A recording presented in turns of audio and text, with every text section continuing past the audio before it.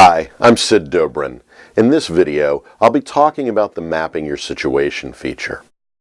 When I teach the Mapping Your Situation feature in the book, I walk students through the process it illustrates. I ask students to begin mapping their situation by asking a series of questions about their purposes in writing a description. What am I describing? Why am I describing? What details does my description absolutely have to convey? What details are secondary or maybe even irrelevant? Does my description serve a larger purpose, like perhaps as a detail in a narrative or a proposal?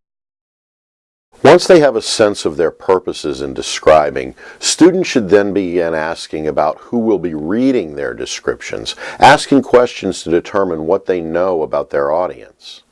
This is an important part of writing to describe, since the audience should drive how the description is written. At the same time, students should consider in what medium and by what method they will convey their descriptions. The questions they ask about medium and method should be asked in conjunction with their questions about audience, since these answers will inform each other. Likewise, I always want to show students that when thinking about and asking about audience, medium, and method, they should also start to question the context of their descriptions. Where will it occur? Where will it appear? What limits what and how they can describe? Each of these kinds of questions should be asked in conjunction with one another, as the answer to one question might change how another gets asked.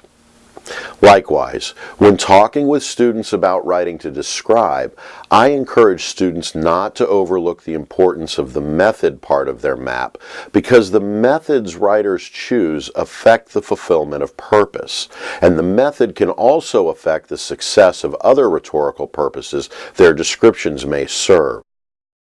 Next, I ask students to start thinking about who else is already participating in this situation and what the various relations are in the situation.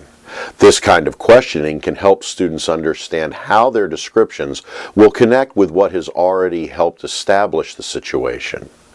One thing I try to emphasize with students is the ways that relations can constrain or free them as writers to use specific methods when describing. Scientific situations, for example, might constrain how one writes a description in different ways than a humanities-based situation might constrain.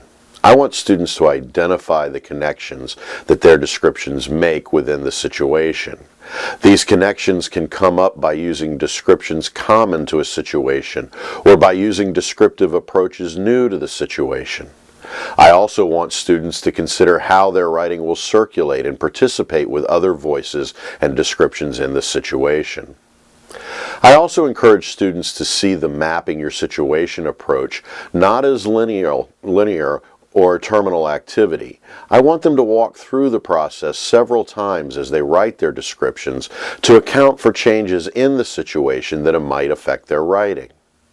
So those are a few thoughts about walking your students through the Mapping Your Situation feature when they're writing to describe. Thanks for watching, and thanks for using writing situations.